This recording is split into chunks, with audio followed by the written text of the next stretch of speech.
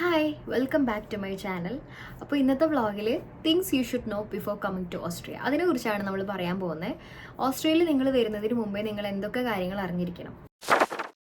അപ്പോൾ ആദ്യം തന്നെ നമ്മളിപ്പോൾ ബാച്ചിലേഴ്സ് ആണ് മാസ്റ്റേഴ്സ് ആണ് ഇതിലേത് ആണെങ്കിലും ആ ഒരു കോഴ്സ് ഏതാണെന്ന് നമ്മൾ കറക്റ്റായിട്ട് ഫിക്സ് ചെയ്യുക. കാരണം നമുക്കിപ്പോൾ ഇവിടെ വരുമ്പോൾ നാട്ടിലെ പോലെ എളുപ്പമല്ല. ഇവിടെ കുറച്ചും കൂടെ ഇവിടുത്തെ മിക്ക യൂണിവേഴ്സിറ്റീസും പബ്ലിക് യൂണിവേഴ്സിറ്റീസ് എന്ന് പറയുന്നത് റിസർച്ച് യൂണിവേഴ്സിറ്റീസ് ആണ്. അപ്പം നമ്മൾ തന്നെയാണ് സ്വയം റിസർച്ച് ചെയ്ത് പഠിക്കേണ്ടത്.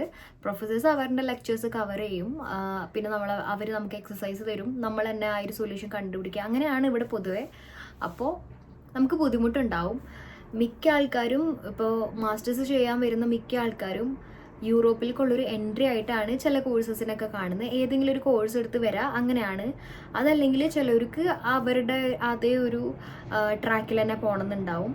അതല്ലെങ്കിൽ ചിലവർ അവർ ബാച്ചിലേഴ്സ് ചെയ്ത കോഴ്സിൻ്റെ തന്നെ കണ്ടിന്യൂഷൻ ചെയ്യണമെന്നായിരിക്കും. കാരണം അതായിരിക്കും കുറച്ചും കൂടെ ഓഫർ ലെറ്റർ കിട്ടാൻ എളുപ്പം. അപ്പോൾ എങ്ങനെ ആയാലും നമ്മൾ ആ ഒരു ചൂസ് ചെയ്യുന്ന ടോപ്പിക് ഇവിടെ എത്രത്തോളം കരിയർ ഓപ്പർച്യൂണിറ്റീസ് ഉണ്ടെന്ന് നോക്കിയിട്ട് വരാം. അപ്പോൾ അതിനായിട്ട് നമ്മൾ ലിങ്ക്ഡിൻ, career.at അല്ലെങ്കിൽ കുറേ കമ്പനി വെബ്സൈറ്റ്സിലൊക്കെ പോയിട്ട് എത്രത്തോളം കരിയർ ഓപ്പർച്യൂണിറ്റീസ് ഉണ്ടെന്ന് നോക്കുക. അപ്പോൾ അങ്ങനെ കോഴ്സ് ചൂസ് ചെയ്യാം. അപ്പോൾ നമ്മൾ ഈ ഒരു ആപ്ലിക്കേഷൻ പീരീഡിൻ്റെ സമയത്ത് ജർമ്മൻ ഇമ്പ്രൂവ് ആവാൻ ശ്രമിക്കുക. അപ്പോൾ നമുക്ക് ഇവിടെ വരുമ്പോൾ സർട്ടിഫിക്കറ്റിനേലും കൂടുതൽ പ്രാധാന്യം കമ്മ്യൂണിക്കേഷനാണ്. അപ്പോൾ ജർമ്മനിൽ കമ്മ്യൂണിക്കേറ്റ് ചെയ്യാൻ പറ്റുമെന്നാണ് നമ്മൾ പാർട്ട് ടൈം ജോലിക്കൊക്കെ പോകുമ്പോൾ എല്ലാവരും ചോദിക്കുന്നത്.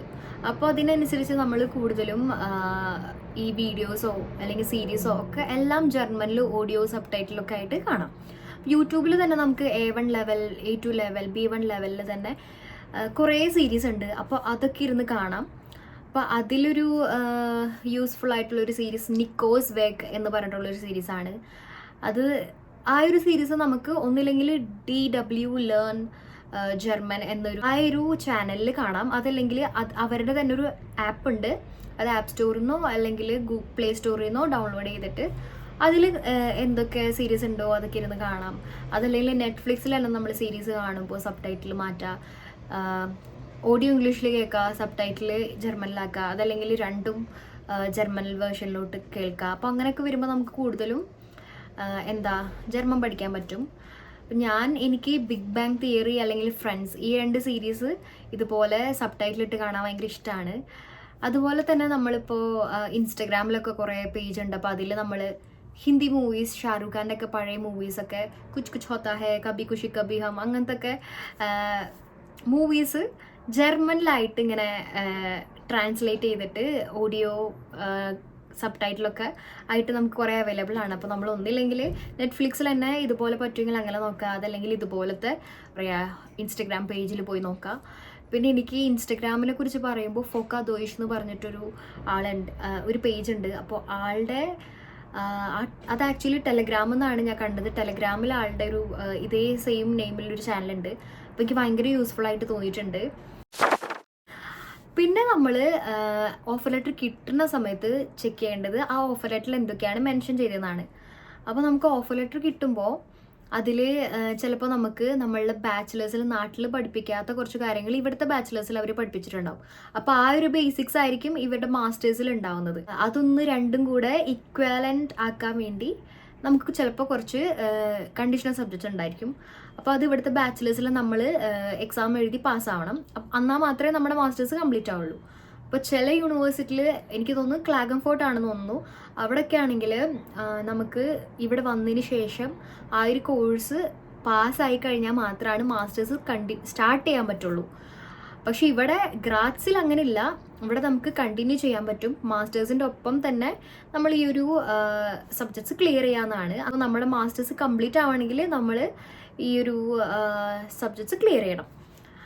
അപ്പോൾ ഇവിടെ ബാച്ചിലേഴ്സ് എന്ന് പറയുന്നത് ജർമ്മനിലാണ്. അപ്പോൾ ജർമ്മനിൽ പഠിക്കാന്ന് വെച്ചാൽ നമുക്ക് അത്ര എളുപ്പമല്ല.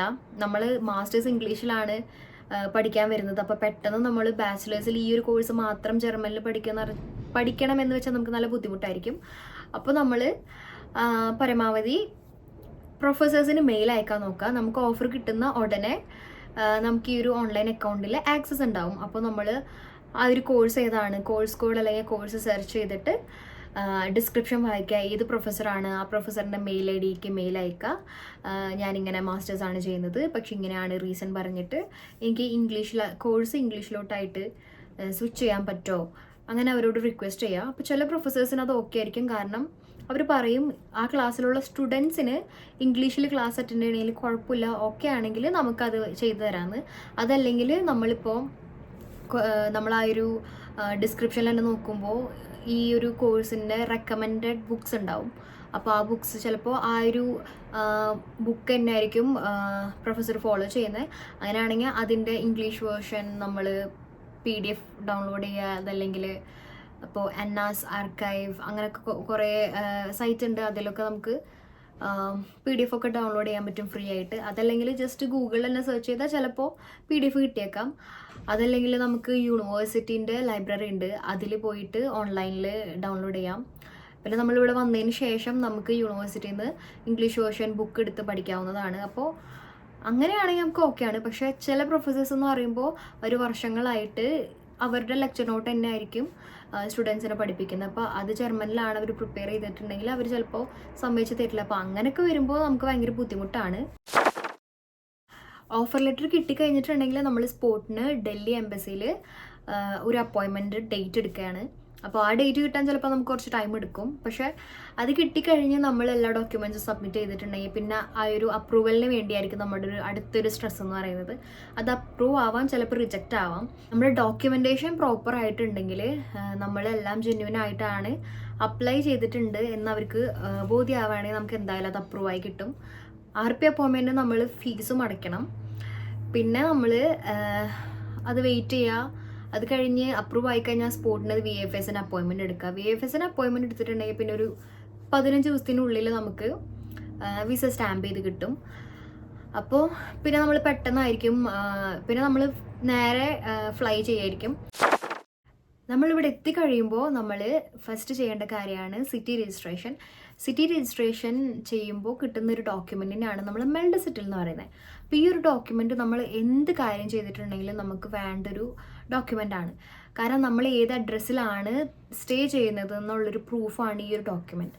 അപ്പോൾ നമ്മൾ ഇതിനായിട്ട് നമ്മൾ വരുമ്പോൾ തന്നെ നമ്മുടെ കോൺട്രാക്റ്റ് കിട്ടുന്ന സമയം, നമ്മൾ സൈൻ ചെയ്യുന്ന സമയം തന്നെ നമ്മളുടെ ഡോമിൻ്റെ ഓഫീസിൽ നിന്നോ അതല്ലെങ്കിൽ നമ്മളുടെ അപ്പാർട്ട്മെൻറ്റിൻ്റെ ഓണറോ അപ്പോൾ അവർ സിഗ്നേച്ചറും സീലും ഒക്കെ വെച്ച് നമുക്ക് ഈ ഒരു ഡോക്യുമെൻ്റ് തരും. നമ്മളത് ഫില്ല് ചെയ്തിട്ട് നിയർ ബൈ സിറ്റി രജിസ്ട്രേഷൻ ഓഫീസിൽ അപ്പോയിൻമെൻറ്റ് എടുക്കുക. നമ്മൾ ഈ ഒരു ഡോക്യുമെൻറ്റും പാസ്പോർട്ടും കൊണ്ട് ചെല്ലാം.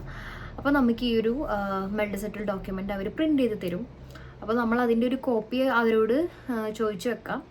അപ്പോൾ ഈ ഒരു ഒറിജിനൽ ഡോക്യുമെൻ്റ് നമ്മൾ എപ്പോഴും കീപ്പ് ചെയ്യുക. ഈ ഒരു മെൽഡ് സെറ്റിൽ കൊടുക്കേണ്ട സ്ഥലത്തെല്ലാം നമ്മൾ കോപ്പി കൊടുക്കുക.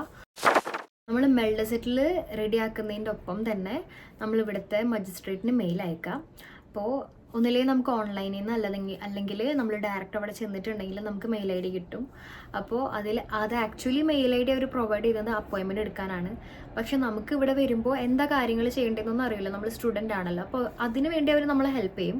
അപ്പോൾ ആ ഒരു മെയിൽ IDയിൽ നമ്മൾ പറയുക മെൽഡ് സെറ്റിൽ റെഡിയാക്കി, ഇനി ഫർദർ പ്രൊസീജിയർ എന്താണെന്ന് ഗൈഡ് ചെയ്യാമോ, നമ്മുടെ പേരും പാസ്പോർട്ട് നമ്പറും ഒക്കെ മെൻഷൻ ചെയ്യുക. അപ്പോൾ RP കളക്ട് ചെയ്യാൻ വേണ്ടി എന്തൊക്കെ കാര്യങ്ങൾ ചെയ്യണം എന്ന് അവരോട് ചോദിക്കുക. അപ്പോൾ അവർ നമ്മൾ ഗൈഡ് ചെയ്യും. മെൽഡ് സെറ്റിൽ കിട്ടി കഴിഞ്ഞിട്ടുണ്ടെങ്കിൽ നമ്മൾ പിന്നെ ബാങ്ക് അക്കൗണ്ടാണ് ഓപ്പൺ ചെയ്യേണ്ടത്. അപ്പോൾ ഇവിടെ മോസ്റ്റ്ലി എല്ലാ സ്റ്റുഡൻസും സ്പെയർ കേസാണ് യൂസ് ചെയ്യുന്നത്. അപ്പോൾ പാസ്പോർട്ടും മെൽഡ് സെറ്റിലും അതുപോലെ നമ്മുടെ student registration document, student card, നമ്മുടെ മെട്രിക്കുലേഷൻ നമ്പർ ഒക്കെ ആണ് വേണ്ടത്. അപ്പോൾ നമ്മൾക്ക് ബാങ്കിൽ നിന്ന് കോൺട്രാക്റ്റ് കിട്ടും. നെക്സ്റ്റ് ഇൻഷുറൻസിന് വേണ്ടി അപ്പോയിൻമെൻറ്റ് എടുക്കണം. OEGK ആണ് മിക്കതും നമ്മൾ ഇൻഷുറൻസ് അവർ ത്രൂ ആണ് ഇൻഷുറൻസ് എടുക്കുന്നത്. അപ്പോൾ ഇവർക്ക് നമ്മൾ മെയിൽ അയക്കുക, നമ്മുടെ എല്ലാ ഡോക്യുമെൻറ്റ്സ് സബ്മിറ്റ് ചെയ്യുക. ഇൻഷുറൻസിൽ നമ്മളിപ്പോൾ വർക്ക് ചെയ്യുന്നുണ്ടെങ്കിൽ നമ്മുടെ കമ്പനിയാണ് ഇൻഷുറൻസ് പേ ചെയ്യുന്നത്. പക്ഷെ നമ്മൾ വരുന്ന ആ ഒരു ടൈമിൽ എന്ന് വെച്ചാൽ നമുക്ക് ജോലിയൊന്നുമില്ല. അപ്പോൾ നമ്മൾ പ്രൈവറ്റ് ഇൻഷുറൻസ് ആയിരിക്കും. ഇൻഷുറൻസ് നമ്മൾ അപ്ലൈ ചെയ്തു ആ ഒരു പ്രോസസ്സിങ് ടൈമിൽ തന്നെ നമുക്ക് ഇപ്പോൾ RP കളക്ട് ചെയ്യാൻ അപ്പോയിൻമെൻറ്റ് കിട്ടിയിട്ടുണ്ടെങ്കിൽ നമ്മളൊരു VDA എന്ന് പറഞ്ഞൊരു ഡോക്യുമെൻറ്റ് ഇൻഷുറൻസ് നിന്ന് കളക്ട് ചെയ്യാം. അപ്പോൾ ഇത്രയും ഡോക്യുമെൻറ്റ്സ് ഉണ്ടെങ്കിൽ നമുക്ക് RP കളക്ട് ചെയ്യാൻ പറ്റും. നമ്മൾ RP കളക്ട് ചെയ്യുന്ന സമയത്ത് നമുക്കൊരു എമൗണ്ട് നമ്മൾ പേ ചെയ്യണം. അത് RP കാർഡിൻ്റെ ഫീസാണ്. നമ്മൾ ഡൽഹിയിൽ RP അപ്പോയിൻമെൻറ്റിന് അപ്ലൈ ചെയ്യുന്നത് അത് വേറെയാണ്. RP കളക്ട് ചെയ്യുമ്പോൾ നമ്മൾ വേറെ ഫീസ് അടയ്ക്കണം. അപ്പോൾ അത്രേ ഉള്ളൂ. അപ്പോൾ ഇതുപോലത്തെ ഇൻഫർമേഷൻ നിങ്ങൾക്ക് ഇനിയും അറിയണം എന്ന് ആഗ്രഹം ഉണ്ടെങ്കിൽ നിങ്ങൾ കമൻറ്റ് ചെയ്യുക. അതുപോലെ തന്നെ എൻ്റെ ചാനൽ സബ്സ്ക്രൈബ് ചെയ്യുക. അപ്പോൾ thank you for watching. By.